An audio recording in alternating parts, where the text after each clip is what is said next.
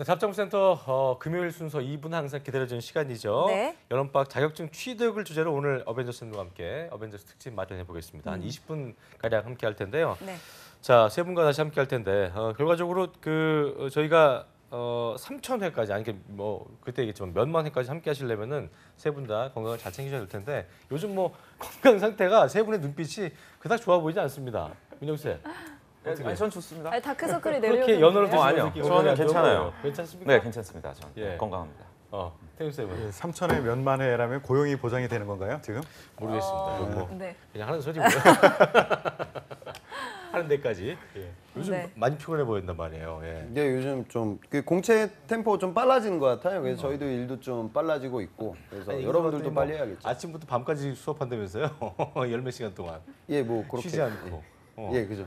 예. 그 돈을 대단하네요. 많이 벌어야겠다는 그 본인의 어떤 일념하에. 아니요, 저 그렇게 그런 하는 건 겁니까? 아니고요. 저는 뭐 그냥 학생들을 위해서 아니 부자 되고 싶다며요 저번에. 부자가 그렇죠. 돼야죠. 부자가 목표. 저렇게 하면 떨어져요, 면접.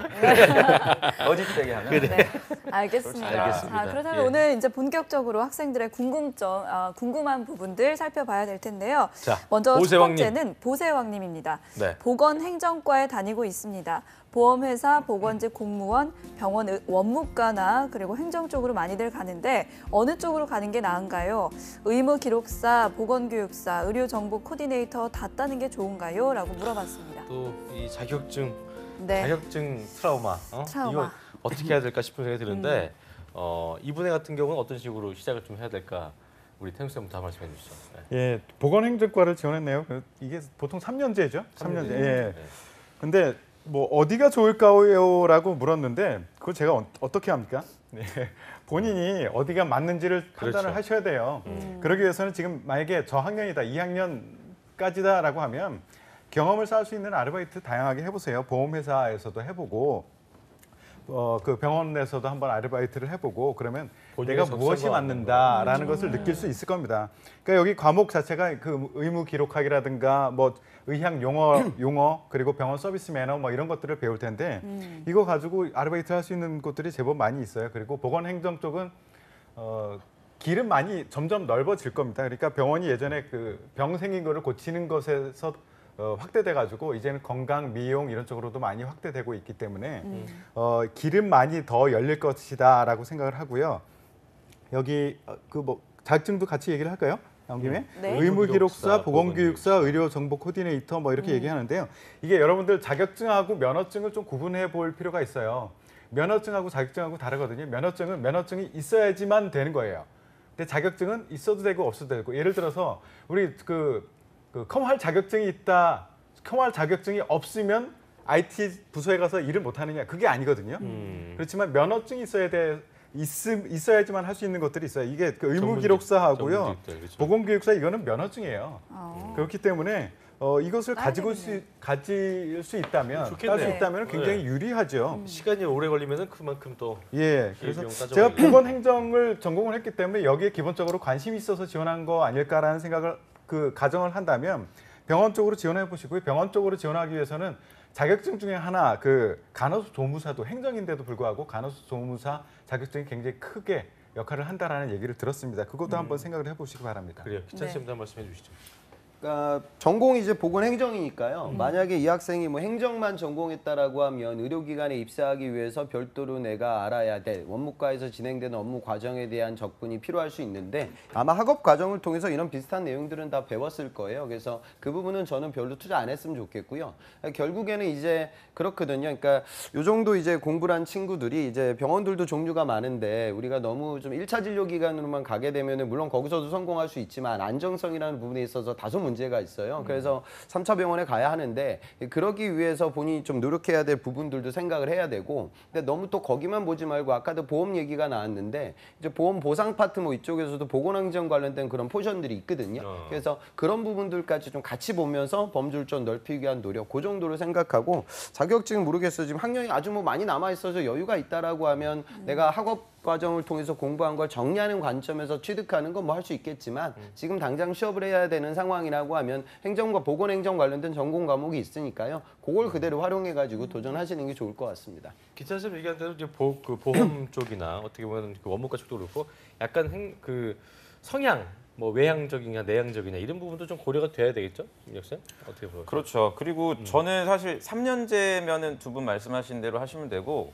가천대나 또 이런 데 보면 보건행정 관련된 전공들이 있거든요. 4년제라고 하시면 이분이 탈전공 하시는 것도 한번 생각을 해보세요. 이쪽 분야 자체가 급여나 연봉 수준이 그리 높지 않은 상황이라 저희 학생들도 결국에는 전공 버리고 다른 쪽으로 진입하는 경우도 있거든요. 의도적으로 그러실 필요는 없지만 전공과 관련되지 않더라도 가실 수 있는 분야가 또 얼마든지 있으니까 그런 직무들도 한번 생각을 해보시는 것도 카드로 염두에 두시기 바랍니다. 그래요. 이제 네. 뭐 세 분 얘기한 대로 좀 관련된 알바도 해보시고 하면서 이 어떤 게 본인 직무에 맞는지 적성에 맞는지를 좀 먼저 파악해 보시는 게 중요하지 않나 생각이 한 듭니다. 가지만 더 말씀을 네네, 드릴게요. 해주시죠. 이렇게 특화된 학교는 어딘지 모르겠지만 특화된 학교, 특화된 학과인 경우에는 사실은 학교 취업 지원실의 정보가 제일 많습니다.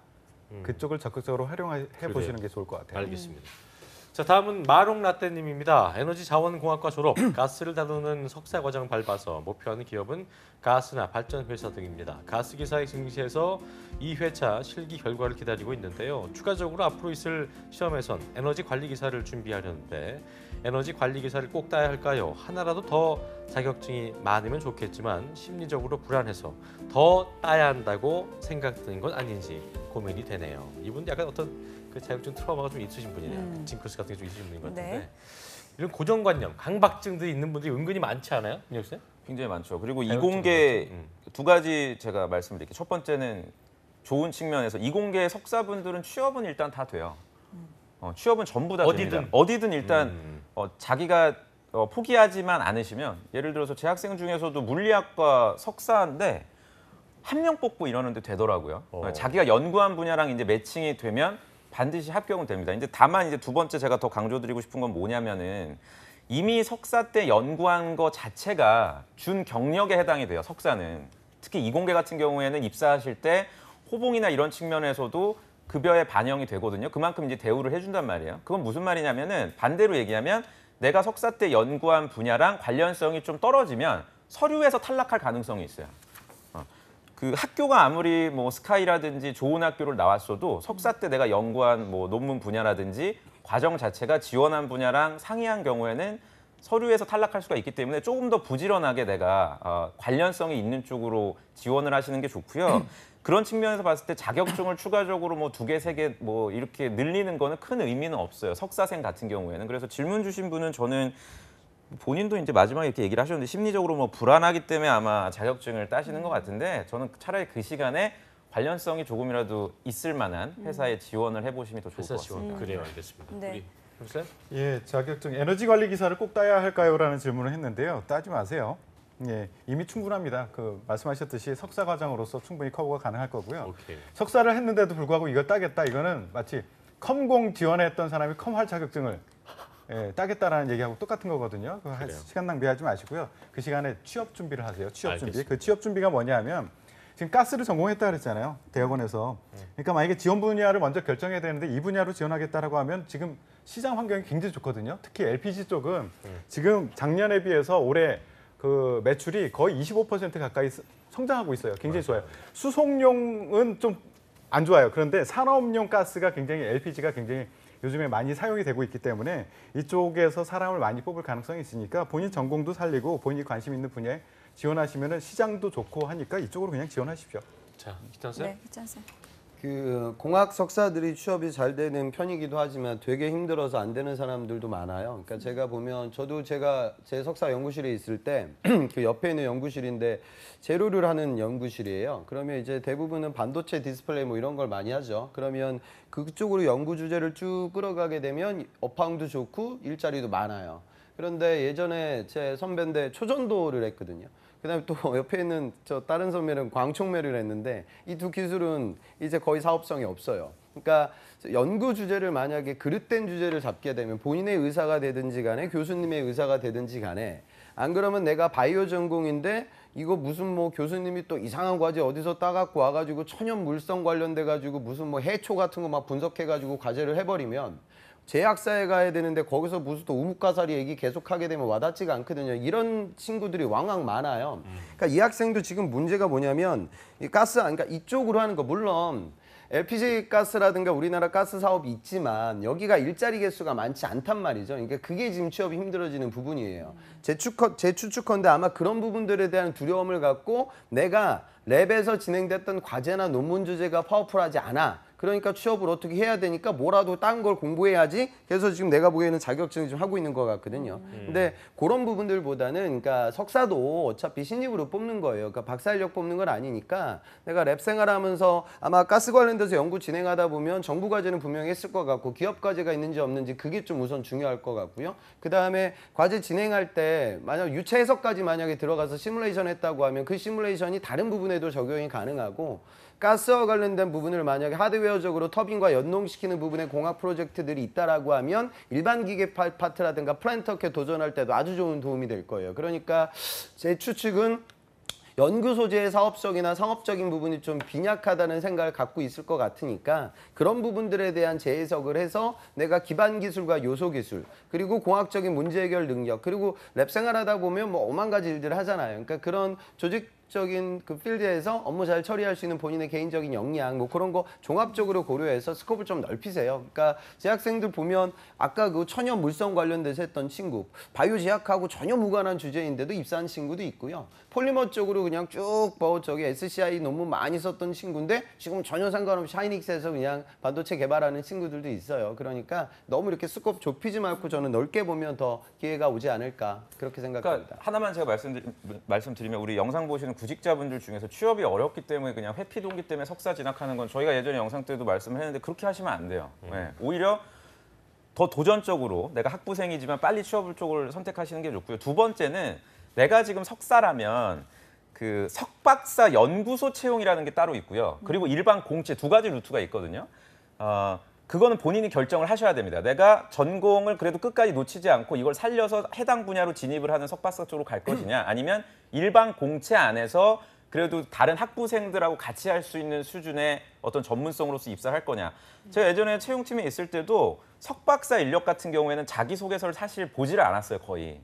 그냥 그 연구한 논문 주제나 그 공부하신 걸 갖다가 연구소 쪽에 보내주시면 거기서 먼저 검토를 해서 필터링을 해버려요. 우리랑 관련성이 있는 이 사람들만 인사팀에서 검토를 하고 나머지는 그냥 뭐 불합격 통보를 해라. 그래서 그야말로 전문성이나 이런 것들이 중요하기 때문에 좀 유념해서 석사분들은 구직 활동을 하셔야 될 것 같습니다. 그래요. 도움됐을 거라 생각이 되고요. 세 번째는 네. 후동님입니다. 네. 어문 계열 전공 학생인데 매경 테스트가 취업에 도움 될까요? 공부 이후보다는 사실 뭐 취업 나이가 들어가지만 너무 세상 물정을 모르는 것 같습니다. 해외 영업 준비 중인데 국제 무역사 취득 예정인데 직무에 도움 될까요? 두 개인 것 같아요. 세상 물정 몰라서 매경 테스트 보려고 그러고 해외 영업 준비 중이니까 국제 무역사 취득하는 게 좋을까요? 라는 건데 기찬 쌤부터 짧게 대답해 주세요. 네. 그러니까 뭐 예를 들어 내가 국문학과를 나왔어요. 그리고 내가 뭐 금융권 관련된 이력이 좀 있어요. 인턴이나. 그래서 이번 하반기 때 내가 금융권에 가야 되는데 전공이나 지식이 너무 부족해. 그럼 이제 금융권 논술도 생각하고 면접도 대비해서 겸사겸사 이런 자격증을 딴다. 이건 오케이죠. 그다음에 내가 뭐 중어 전공을 했고 서반어도 뭐 같이 공부를 했어. 그런데 비즈니스 관련된 경험은 하나도 없어. 그러면 이제 해외 영업하려면은 뭔가 무역이라도 좀 알면 약간의 도움이 되니까 자격증 생각한다. 뭐 이거는 가능해요. 근데 국무사도 이미 시간이 지났어. 이거 지금 취득한다고 하면 9월 시즌 거의 끝나고 나서 쓸 수 있으니까 이것도 이제 거의 쓸모가 없거든요. 근데 이 친구는 이렇게 색깔이 다른 두 가지를 두고 지금 고민하거든요. 그러니까 그 얘기는 뭐냐면 전략이 지금 일어나돼 있지 생각이 없다는 않고 거예요? 좀 생각이 없다기보다는 좀 일어나시키지 않은 거죠. 그래서 확률을 높일 수 있는 의사결정을 이루고 제가 아까 말씀드린 케이스에 본인이 해당된다고 하면 뭐 하나 정도만 생각할 수준? 요 정도로 좀 보시는 게 좋을 것 그러니까 같습니다. 생각이 없다기보다 좀 막연하게 생각하고 있는 것 같은 느낌이 들어서. 그러니까 보나마나 제가 보기엔 구체적으로 여성 전략이 문과인 좀 것 같은데요. 그러니까 뭐 어문과 이제 전공했으니까 특별히 뭐 갈 데가 없으니까 뭐 이런 거 공부해가지고 경제 경영으로 뭐 상경계도 좀 은행도 좀 써볼까. 그 원래 어문 계열이니까 내가 영어는 좀 되니까 해외 영업도 쓸까. 뭐 이렇게 왔다 갔다 하고 있는 것 같으니까요. 그 부분은 조금은 그래요. 확률을 좀 높이기 위해서 의사결정하는 게 좋을 것 같아요. 자, 태훈 쌤. 네. 예, 그 뭐 정보가 많지는 않네요. 그러니까 남은 시간이 얼마나 되는지도 잘 모르겠고 지원 분야 그리고 준비 상황이 어느 정도인지도 잘 모르겠는데 그냥 느낌상으로는 많은 준비가 돼 있는 것 같지도 않고 남은 시간도 많은 것 같지는 않아요. 그렇게 가정하고 보자면 매경 테스트는 안 봤으면 좋겠어요. 기업에서 제가 채용팀에서 서류 심사하고 그리고 면접 볼 때 매경 테스트 점수를 가지고 뭔가를 이야기를 끌어간 적도 없고 그걸 가지고 합격 불합격을 판단해 본 기억이 없거든요. 그렇기 때문에 매경은 보지 마시고요. 해외 영업을 준비 중이시다라고 하면 그 국제무역사 공부가 도움이 되긴 합니다. 그러니까 국제무역사 자체가 어떤 플러스 가점의 요인은 아니지만 기본적으로 내가 어문을 전공했는데 이런 무역에 대한 기본적인 지식을 그렇죠. 습득할 수 있는 것은 이 길도 괜찮다라는 말씀을 드리고요. 네. 그보다는 조금 다른 길이지만 한번 팔아봤으면 좋겠어요. 물건을. 그 이베이 뭐 이런 데라도 작은 물건이라도 가지고 와서 한번 팔아보는 작은 경험이라도 해보는 게 더 좋지 않을까라는 생각을 합니다. TV엔드라만 미생을 좀 보면 도움이 되지 않을까 그쵸. 생각이 드네요. 네. 자, 민혁 쌤. 해외 영업 비수를 직무 지금 계신데요. 저도 해외 영업을 했지만 해외 영업 직무로 뽑는 회사가 지금 그렇게 많지가 않습니다. 그래서 지금 그 막연한 꿈. 그렇죠. 글 남기신 거에는 해외 영업 준비 중이라. 그러니까 본인은 아마 직무를 딱 해외 영업으로 정하신 것 같은데 해외 영업 직무로 뽑는 기업이 많지도 않고 뽑더라도 크게 한 3가지 정도 해외대 출신이거나 또 두 번째 해당 그 회사에서 전략적으로 생각하는 지역의 언어 전공자. 예를 들어서 뭐 CJ 푸드빌 같으면 베트남, 뭐 말레이시아 이런 언어 전공자. 그리고 마지막 3번째는 해외 체류를 오랫동안 했던 사람들 또는 말하기 점수가 굉장히 높은 사람. 여기에 만약에 지금 질문 주신 분이 해당이 되신다면 해외 영업을 타겟팅으로 하셔야 되는데 그게 아니시라면 좀 직무를 좀 바꾸셔야 되지 않을까 생각이 듭니다. 그래요. 알겠습니다. 자, 하나만 더 그다음은요. 해보죠. 네, YLJ25, 25살인가 봐요. 그 중경외시 나노 소재 공학과 출신이고 반도체 디스플레이, 섬유, 화장품 관련 기업을 지원하려고 하는데 제2 외국어로 베트남어를 배우려고 합니다. 괜찮을까요? 어떻습니까? 민혁 씨. 제정신이 아닌 거죠, 이거는. 네, 이건 안 돼요, 이러시면. 그러니까 이분도 참 많이 안타깝네요.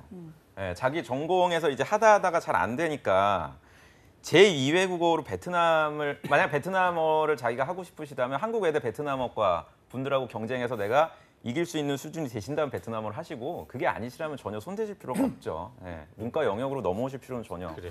없을 것 같습니다. 예, 늦었습니다. 하지 마십시오. 예, 정말 하고 싶으면 입사 후에 대놓고도 말고 조용히 한번 해보시고요. 그래. 회사 입장에서 베트남어가 필요하다라고 하면은 굳이 이런 사람을 뽑겠습니까? 그러니까 베트남 경험이 있거나 베트남어를 전공했거나 전문적인 사람을 뽑아서 활용하면 되지 굳이 지금 공부하려고 하는 사람 뽑을 이유가 없거든요. 그러니까 하지 마세요. 자, 기찬 쌤.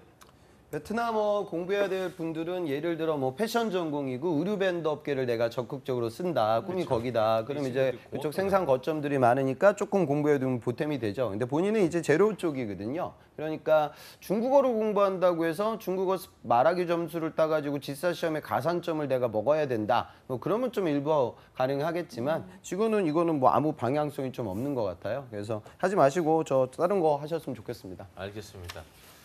자, 그 마지막으로 더 해보죠. 뭐 시간 좀 있는 것 같아서 네. 취업대학교 짱짱군님인데 26세고 남학생, 산업공학 3.72, 토익 780, 토스 레벨 5, 물류 관련 아르바이트 다수 했고 인턴 경험 없고 CPIM 품질 경영기사 보유하고 있고 희망 기업은 자동차 부품 제조업체나 생산 관리라고 하는데 질문이 3개예요.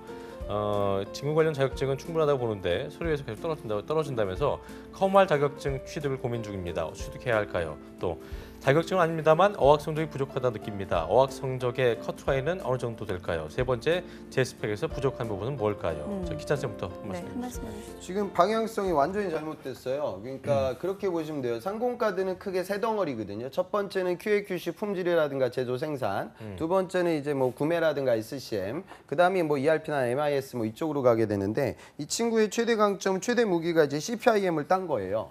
그런데 또 품질 경영기사도 땄거든요. 근데 이거보다는 CPIM이 더 경쟁력이 있어요. 근데 CPIM을 살린다는 소리는 아까 제가 두 번째로 말씀드렸던 SCM이나 구매나 뭐 이런 쪽을 좀 생각을 해봐야 되는데 그런 부분에 가려면은 지금 어학 등급이 지금 5급을 갖고 있는데 이거는 이제 기계과 친구들을 갖고 있어야 되지 상공과는 저기 무늬만 공대생이에요. 그러니까 거의 문과생 같은 거죠. 그렇죠. 그렇죠? 그러니까 실제로는 이제 공학적인 역학을 배우지는 않아요. 그러니까 뭐 저 기술 경영이다 뭐 이렇게 산업공학적인 전반적인 부분을 배우기 때문에 타 공대생들 대비는 이제 좀 어학 실력이 올라가야 되고 더군다나 이제 구매라든가 SCM을 생각한다고 하면 지금의 어학 점수는 너무나 낮은 점수이기 때문에 이 부분을 좀 높였으면 좋겠고요.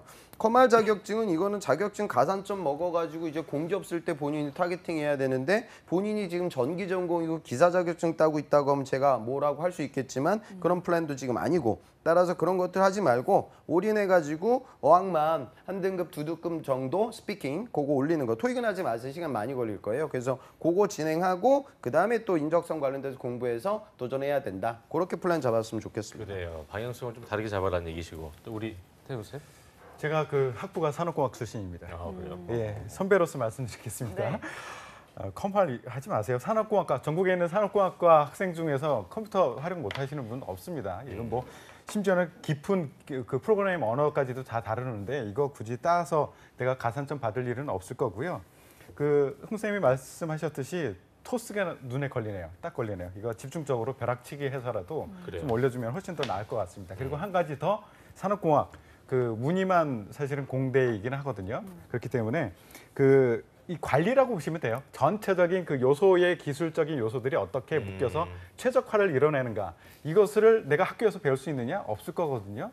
그래서 짧게라도 공장 경험을 해보시면 좋을 것 같다는 생각합니다. 네. 자, 민혁 쌤이 네. 깡 짧게 해주시면서 커피 누가 받으실지 별다방 아메리카노 받으실 분까지. 김순재 아나운서도 얼마 전에 만났던 분 포스코에 입사한 그분들 둘 다 산업공학과고 이분보다 그렇군요. 스펙이 더 낮아요. 네, 다만 근데 이번에 둘 다 이제 공정물류 쪽에 최종 합격을 그렇죠, 했는데 그렇죠. 예. 두 분 선생님 말씀대로 토스가 굉장히 낮은 수준이라 빨리 전 토스를 올리셔야 될 것 같고요. 네. 홍 쌤이 얘기한 대로 이 CPIM 자격증을 보유하고 계신 분은 저도 굉장히 좀 오랜만에 봤네요. 되게 어려운 자격증 중에 하나라 분명 지원한 직무 선택이나 어학 부분에 있어서 지금 타겟팅이 잘못돼서 이 부분만 좀 보완을 하시면 분명 좋은 결과 있으실 것 친구 같고요. 선택에 신경 네. 쓴 게 있고. 커피는 이분에게 드리겠습니다. 누구요? 취업대학교. 네, 질문이 굉장히 짱짱구. 구체적이고 탄탄하게 짱짱구님 네, 상당히 준비를 고민하고 해오셔서 있는 분이다라고 네. 얘기해 주시면서 오늘 시간 마무리 짓도록 하겠습니다. 네. 취업대학교 장채구님 그 커피 드시고 또 나중에 또 시간 되시면 또 나와주시면 네. 좋은 도움 받을 수 있지 않을까 생각이 듭니다. 네, 예. 오늘 도움 말씀 주신 위포트의 김태성, 네. 조민혁 그리고 홍기창 강사님 모두 고맙습니다. 세 분 고맙습니다. 한국직업방송